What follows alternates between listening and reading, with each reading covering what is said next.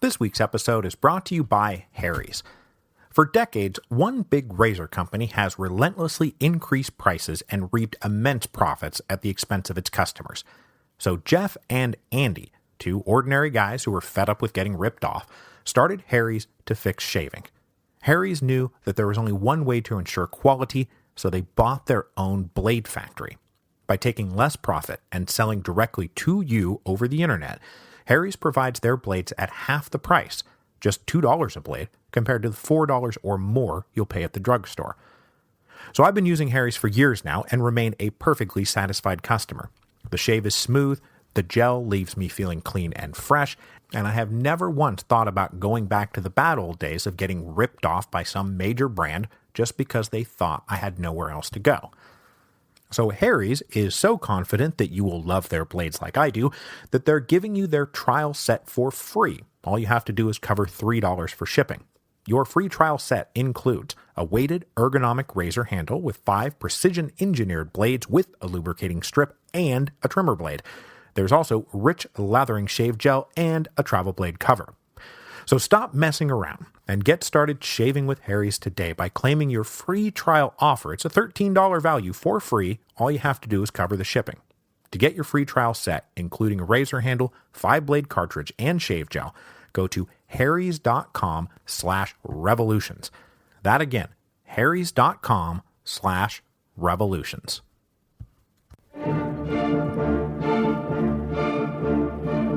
Hello, and welcome to Revolutions.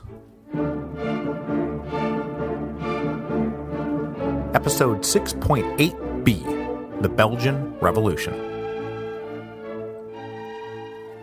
So we wrapped up last week with a brief discussion of how the rest of Europe reacted to the July Revolution in France.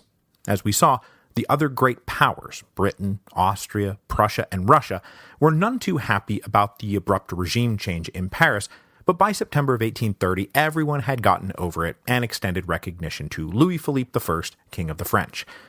But just as the courts of Europe were like, okay, we put this thing to bed and it's time to move on, an even bigger threat to the peace and good order forged at the Congress of Vienna erupted on the far side of France's northeastern border. When the southern provinces of the Kingdom of the Netherlands found out about the July Revolution, they did not respond with annoyed resignation, but rather jubilant ambition. Just about 2 weeks after the coronation of Louis Philippe, those southern provinces staged a revolution of their own. One that would end in the creation of a brand new blob on the map of Europe, the Kingdom of Belgium. So to set this all up with some broad historical strokes, we here at the Revolutions podcast were first introduced to what will become Belgium in episode 3.22, War. Once known as the Spanish Netherlands, this territory had become the Austrian Netherlands in 1715, and then become a front line in the early years of the French Revolutionary Wars. In fact, the course of the early French Revolutionary Wars was simply the French moving into and out of the Austrian Netherlands. But once the levée en masse got rolling by 1794, the French drove the Allies out of the Low Countries entirely. Now, while the Dutch United Provinces were rebranded as the Batavian Republic, the first of France's sister republics, the former Austrian Netherlands were afforded a higher honor, direct annexation into France. The region then stayed a part of France all the way through until the fall of Napoleon, when they once again found themselves on the front lines in the war between France and the Allies, because there's nothing Europe likes doing more than beating the crap out of each other in Belgium. And in case you didn't know, Waterloo sits right smack dab in the middle of what will become, by the end of today's episode, the Kingdom of Belgium. Now, as Napoleon's empire collapsed, the question of what to do with the former Spanish Netherlands / former Austrian Netherlands / former northeastern departments of France was a pretty big deal at the Congress of Vienna. None of the Allies were interested in letting France hang on to it, but the Austrians sure didn't want it back, and you couldn't just give it to the Prussians, so a consensus formed around the idea of folding it into an independent buffer state that would be called the Kingdom of the Netherlands. This basically was just taking the old United Provinces and mashing them together with the old Austrian Netherlands. Now, to rule this new thing called the Kingdom of the Netherlands, both the British and the Russians sponsored the Dutch Prince William of Orange. And everyone said, okay, that sounds great, let's do it, next item of business. and thus did Prince William of Orange become King William I of the Netherlands. Now, when he had been born, William was on track to become the next stadtholder of the United Provinces, but at the age of 25 he had been forced out of the Netherlands when the Batavian Revolt erupted in early 1795. He had then spent the next 7 years fighting alongside the British until the Peace of Amiens came along in 1802. During that year of peace, William went to Paris and actually became friends with First Consul Bonaparte, but when the war started back up and Emperor Napoleon started pushing east in 1805 and 1806, William joined the Allied cause. He fought through the Napoleonic Wars and in 1813 met and befriended Tsar Alexander, who then supported William's claim to the new Kingdom of the Netherlands at the Congress of Vienna. After Waterloo, King William I took full sovereign possession of his new kingdom, but he found himself faced with a demographic mess. The new Kingdom of the Netherlands was a mashed-together hodgepodge of languages and religions. The northern part of the kingdom was staunchly Protestant and spoke Dutch. Their politics and economics were heavily oriented towards trade, banking, and commerce. Now, it would be nice and easy if we could say that the southern provinces were all staunchly Catholic and spoke French and oriented towards traditional agriculture, but though that is partly true, it's not quite that easy. Inside the territories of what would become Belgium, yes, there was a population of Walloons who were indeed French-speaking Catholics, but they only made up about 40% of the total population. The other 60% were Dutch-speaking Flemish. Okay, so they oriented towards their northern neighbors, right? Well, linguistically, yes, but most of the Flemish were Catholic, not Protestant, so that left a huge gulf between them and their neighbors to the north. Now, there were also Dutch-speaking Protestants in the southern provinces, and that population would complicate things still further, as would the fact that within the Catholic population, there was a divide between traditional conservative Catholics and a new breed of reform-minded liberal Catholics, both on the French and Dutch side of the linguistic line. It's really quite a convoluted mess, and it would take deft leadership to navigate all these groups successfully. But though King William was a fairly enlightened guy, he was not going to provide said deft leadership. After a lifetime fighting against France, he naturally favored his Dutch subjects over his French subjects. And also, being strongly Dutch Reformed Church, William naturally favored his Protestant subjects over his Catholic subjects. He was also an advocate of modern Industrial Revolution-style manufacturing and free trade over traditional styles of agriculture and protective tariffs. Now, I don't think it would be fair to call William a tyrant who actively set out to oppress the French-speaking Catholic population of the southern provinces. It's just that he did not follow Louis XVIII's warning to not be the king of two peoples. William was the king of Dutch-speaking Protestants. They are who he listened to, favored, and supported. The French-speaking Catholic population of the South, not unreasonably, felt ignored. So the southern provinces were treated to an early indication of how William planned to rule in July of 1815, just about a month after Waterloo. The Kingdom of the Netherlands would be a good constitutional monarchy with the standard representative assemblies divided into an upper house and a lower house, and various civil liberties guaranteed. But very much like the Charter of Government then being rolled out over in France, the Constitution concentrated power in the hands of the king and his ministers. The members of the upper house would all be appointed by the king, and the lower house only had a few limited opportunities to actually participate in government. Mostly, power concentrated in the executive branch, the king and his ministers, who would rule the whole country from the capital in Amsterdam. To give this constitution the veneer of popular sovereignty, though, it was presented for approval in public referendums, with ratifying assemblies convening in both the north and the south. And the northern provinces approved it overwhelmingly, but in the assembly of the southern provinces, well, they rejected it, 796 to 527. Undeterred by this little hiccup, King William responded by declaring that all abstentions and non-votes would be counted as a yes, and thus the Constitution was accepted. So, that is how it was going to be in William's Kingdom of the Netherlands. During the next 15 years, the king made it pretty plain to the people of the South that they were there to be ruled by Amsterdam, not participate in government. For one thing, though they made up fully 60% of the total population of the kingdom, the southern provinces were only allotted 50% of the seats in the lower house. On top of that, while the Constitution laid down the principle of religious equality and freedom of worship, in practice, if you were Catholic, you were not going to get very far in politics.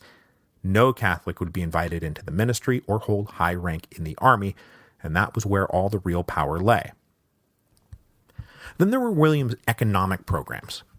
The king wanted to modernize the economy of his new kingdom by embracing industrial manufacturing, and especially by tapping into the kingdom's coal deposits, all of which were in the south. So over the next decade and a half, the South saw rapid industrialization, which you might think, well, hey, economic development, that's a good thing, right? Well, not really if you lived there. Traditional ways of life in the South were thrown over in favor of large-scale manufacturing and mining, and that caused a huge amount of unhappy disruption and dislocation. And all of that might have been okay if the profits of these new enterprises benefited the southern communities, but all the profits headed north. Almost all the owners, directors, agents, managers, bankers, traders who profited from the southern industrialization were all northern Dutch Protestants. Now, it really wasn't William's intention, but his policies took the form of the North putting the South to work and then keeping the profits for themselves. Adding to all of this was William's effort to extend and entrench the Dutch language as deep as possible in his kingdom.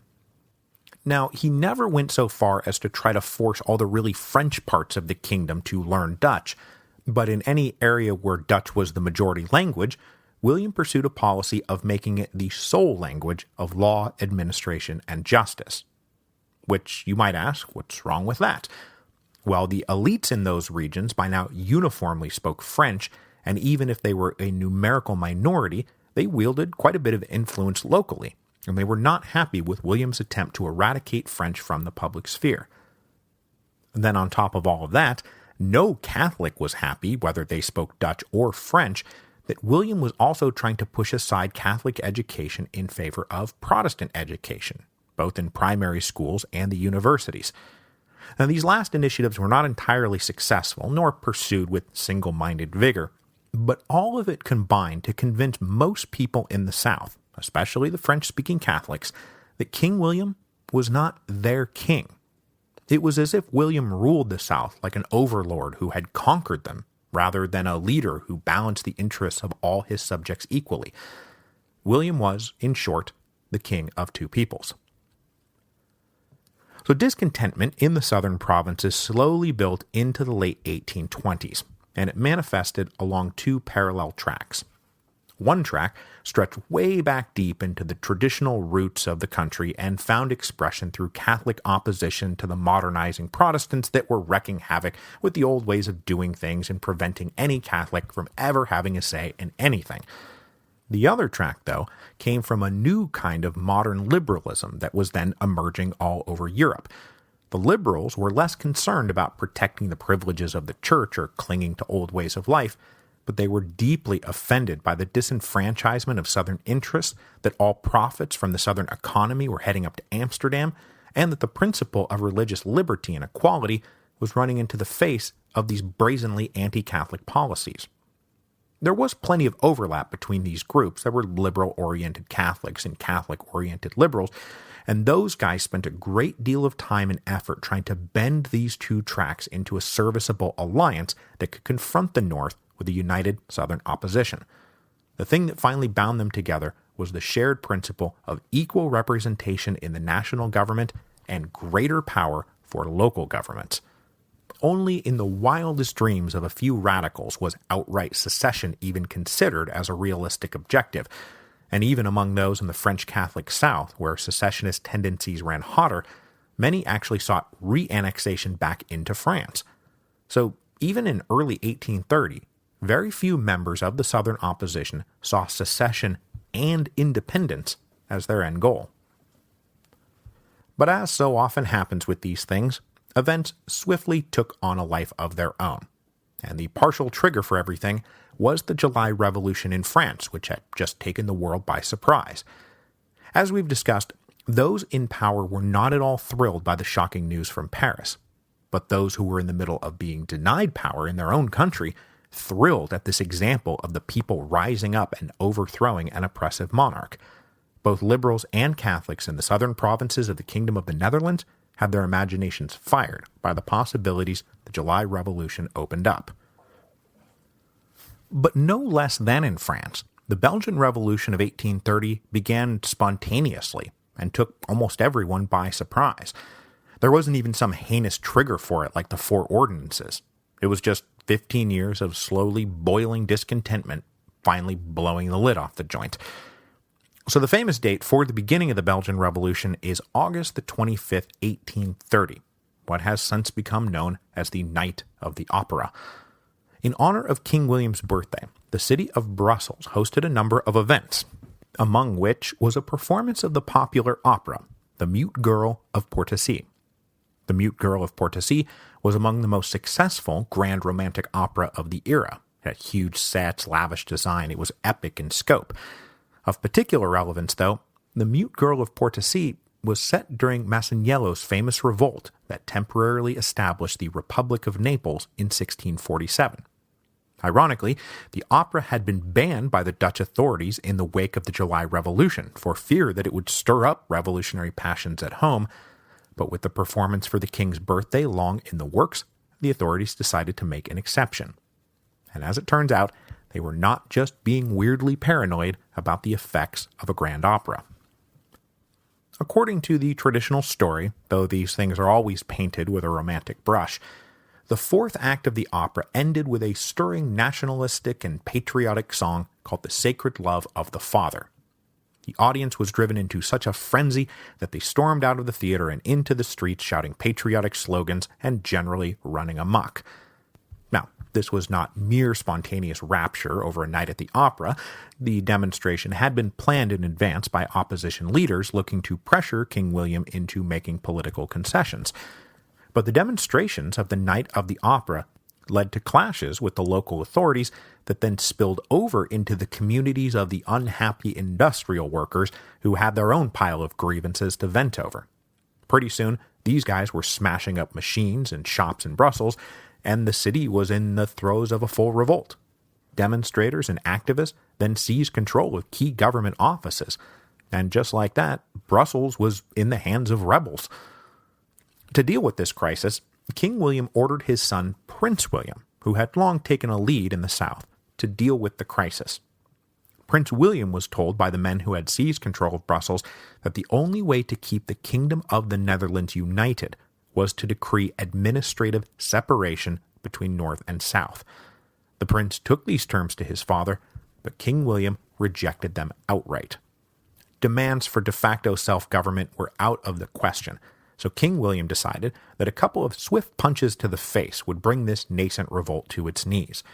At the end of September 1830, Prince William returned to Brussels, but this time he was at the head of an 8,000-man army. Now, King William was not wrong to believe that this would be an overwhelming show of force, and that it would probably break the opposition, because so far as I can tell, at that moment the Belgian rebels were only able to scramble together about 2,000 militiamen to defend Brussels. But we wouldn't be here talking about this if the Belgian Revolution was crushed as quickly as it began. On September the 23rd, Prince William's army arrived at Brussels and breached the northern gate. Entering the city, the army discovered the same piles of barricades that had caused so much havoc for the French army in Paris. Then, as the army cleared these barricades, they were harassed by street fighters who attacked from rooftops and windows and darted in and out of buildings. The army managed to push its way all the way to the Parc de Brussels in the center of town, but there found itself exposed and open to sniper fire from the buildings surrounding the park. Now, while all of this fighting was going on, Belgian patriots, if I may take leave to call them that, were establishing a thing called the Administrative Commission in the Brussels City Hall on September the 24th. Over the next few bloody days of fighting, street clashes continued, and it became clear that the great show of Dutch force was not exactly cowing Brussels into submission. So Prince William ordered his forces out of the city on September the 26th. Now, this was a great victory for the southern opposition for sure. But to be fair, it was a strategic retreat, and a conscious decision was made to not force a violent conclusion to the affair. King William had concluded that the uprising would likely burn itself out, and that a touch of enlightened benevolence might actually do the trick. And so he magnanimously extended a general amnesty to anyone who had taken part in the fighting, accepting only the principal leaders and any foreigners caught under arms. The Dutch army then withdrew, and King William waited for his people to come to their senses. But they did not come to their senses. After the Dutch forces retreated on September the 26th, the Administrative Commission rebranded themselves the Provisional Government, and then on September the 28th, this Provisional Government appointed a small central committee to act as a combined executive and legislative body to direct all future affairs. With their demands for regional autonomy within the Kingdom of the Netherlands rejected, these more radical Southern opposition leaders moved on to the next logical step. On October the 4th, 1830, the Central Committee issued a Declaration of Independence. With this Declaration of Independence issued, the Central Committee then called for elections to a National Congress and ordered that Congress to convene as quickly as possible. Over the next few weeks, about 30,000 electors voted 200 representatives to this National Congress, who convened in Brussels in the first week of November 1830. And setting the stage for the future course of Belgian politics, this Congress was of course heavy on French-speaking Catholics, but also kind of represented the demographic mess that was the Dutch speakers and the French speakers, the Protestants, the Catholics, the liberals, and the conservatives. All of them were there. Some favored independence, some wanted to reconcile with King William, and others sought re-annexation back into France. When the National Congress convened, the self-declared and self-appointed Central Committee relinquished its sovereignty to this body, but the Congress then used their own self-declared and self-appointed sovereign authority to give power right back to the Central Committee. So, the committee continued to take the lead in day-to-day administration of what was now a full-blown struggle for independence, while the National Congress set to work on the task of drawing up a new constitution for whatever this thing was that they had just declared the independence of. Okay, so pulling the lens back a bit, having just navigated France's July Revolution, the other European great powers now faced another dangerous threat to the complicated peace that had been forged at the Congress of Vienna. And given that the revolt in Belgium seemed so very French and was coming so hot on the heels of the installation of the July monarchy, that it was very hard for the rest of Europe to believe that this new crew of liberal French nationalists running France were not the secret hand guiding events in Belgium, the end goal of which would of course be to re-annex the whole territory. Now, the other European powers may have reluctantly accepted Louis Philippe, but nobody wanted France to extend her borders. Not the British, not the Prussians, not the Austrians, not the Russians. But whatever the other European powers believed, the new July monarchy was just a few weeks old and still trying to get a handle on the aftermath of its own revolution, and they were as caught off guard as anybody by events in Belgium. It's not like they were happy to have this full-blown international crisis to wade through. So though their own legitimacy was only recently established, though, they did feel like they had to forcefully confront the matter. If the other powers intervened on behalf of King William, enemy forces would once again be poised on the French frontier. Who knows? Maybe they would use it as a staging point for a third Bourbon restoration. So into these treacherous waters stepped Talleyrand for the last major act of his diplomatic career. Certainly the most experienced and eminent and knowledgeable of all the men surrounding Louis Philippe in the early days of the July monarchy, Talleyrand was convinced from the moment the Belgians went into revolt that the French needed to convince the British of the wisdom of mutual non-intervention by all the powers of Europe. To effect his proposal, Talleyrand convinced Louis Philippe to appoint him ambassador to Great Britain in mid-September 1830, marking this as the sixth different regime Talleyrand officially served over his long and wily career. That would be the Ancien Regime Bourbons, the Constitutional Monarchy of 1791, Bonaparte's Consulate, Napoleon's Empire, the Restored Bourbons, and now, finally, the July Monarchy. So Talleyrand's basic pitch to the British was simple. You don't want France to extend her borders all the way to Antwerp, but if you sanction intervention, the Belgians will run to the French for help, the French will help them, and the likeliest result will be re-annexation into France. but if everyone agrees to just stay out of it, we might be able to hammer out a more agreeable diplomatic solution to the crisis. Securing British approval for this basic principle of non-intervention, the five major powers then came together in London at the end of December 1830 for what would be dubbed the London Conference. While the British and French came to support non-intervention, Austria, Prussia, and Russia were less willing to go along with this latest affront to the international order. The Russian ambassador said the Tsar was ready to commit 60,000 troops, and the Prussians said they would not tolerate another revolutionary government on their western border. But this was all mostly tough talk. As it turned out, the Russians were at that very moment getting bogged down by the November uprising in Poland, because remember, Poland is always the key to everything. The Prussians, meanwhile, had no interest in provoking a new war with France, and I like to imagine the Austrian ambassador showing up just to make sure that nobody tried to make the region the Austrian Netherlands again. Above all, though, the five major powers shared the goal of preserving the peace and the balance of power. So, to the angry shock of King William, the men who gathered at the London Conference agreed that mutual non-intervention was the best solution. Talleyrand then presented his grand partition plan to the other powers, where France would absorb French Catholic Wallonia, the eastern chunk would go to the Prussians, and a new free state of Antwerp, under the military auspices of the British, would exist in between.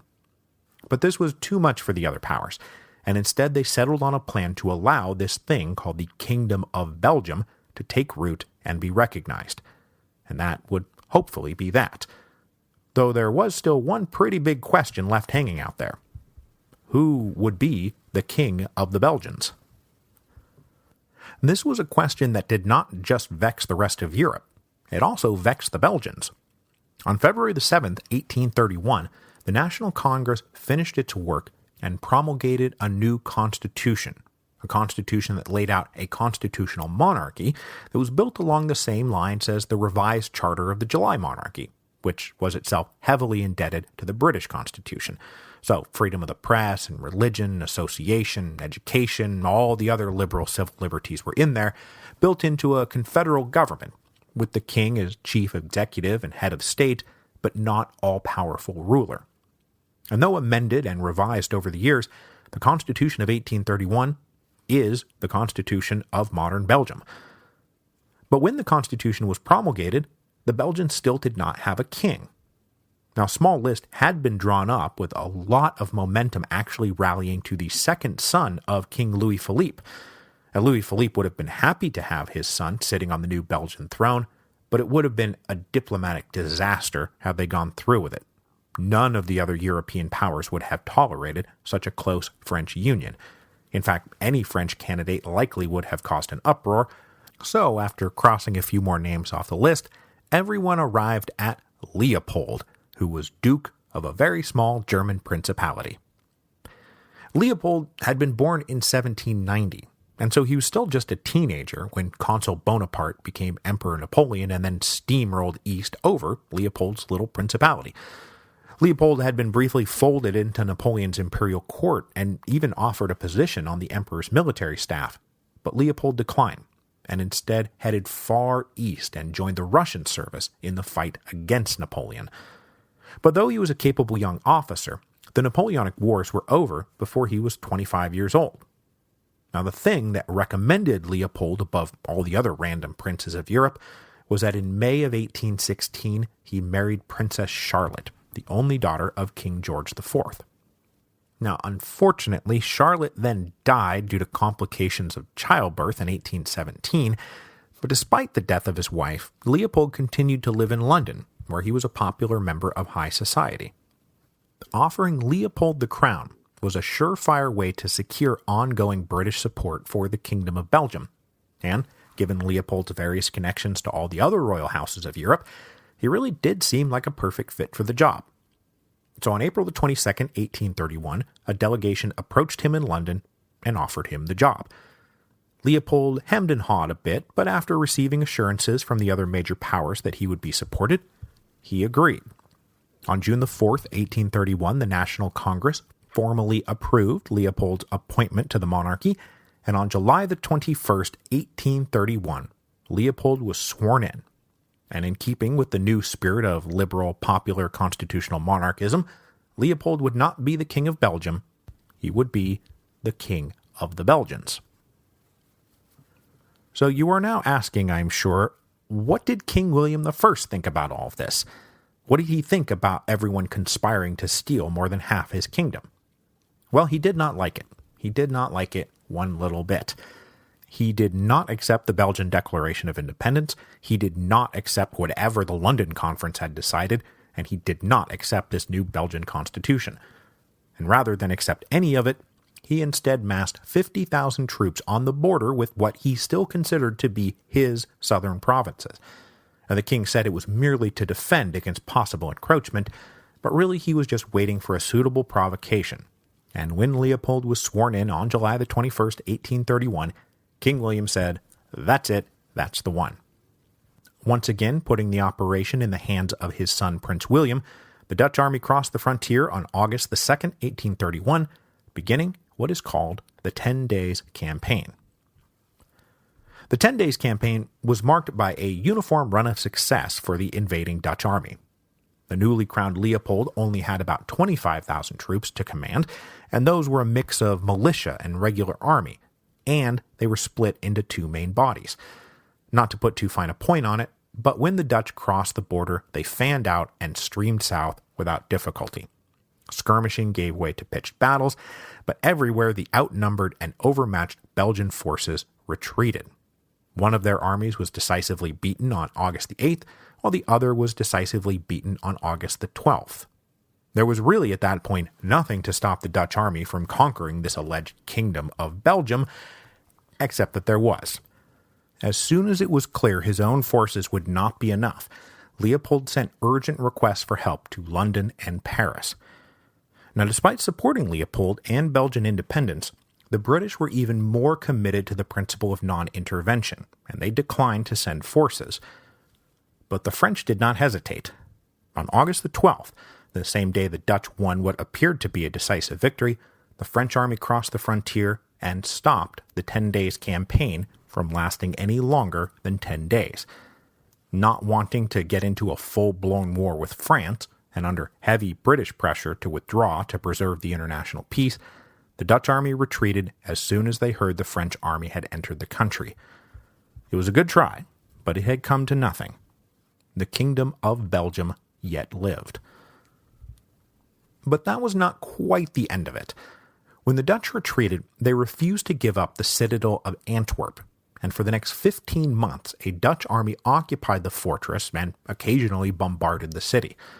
With all negotiations going nowhere, the French army was once again invited into the Kingdom of Belgium in November of 1832, and they surrounded Antwerp. A 24-day siege finally brought the Dutch general to his knees, and on December the 23rd, 1832, he surrendered and evacuated Antwerp. But despite the rest of the world recognizing the Kingdom of Belgium, William continued to hew a one Netherlands line and refused to recognize Belgium as anything but a collection of provinces in revolt. It was in fact not until 1839 that King William was finally persuaded to accept reality. After being ceded some territory back, a concession that proved very controversial in Belgium, William signed the Treaty of London, where he recognized the Kingdom of Belgium, a territory that conformed to the boundaries of the old Austrian Netherlands as they had stood in 1790.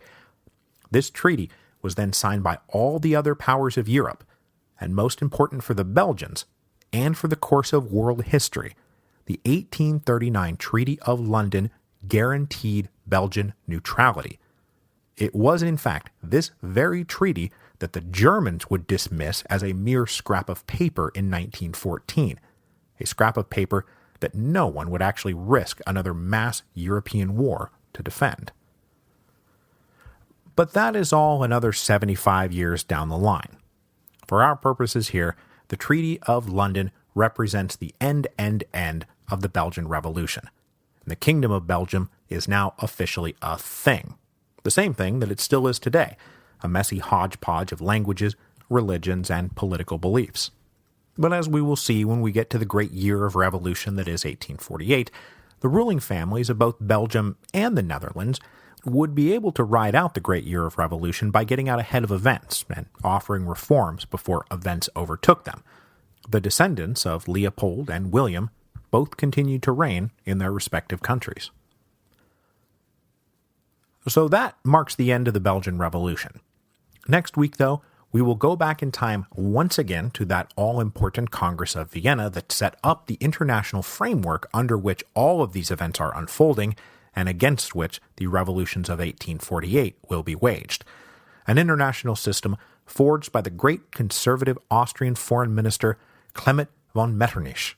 And yes, I will bow to my German fans and not call him Metternich.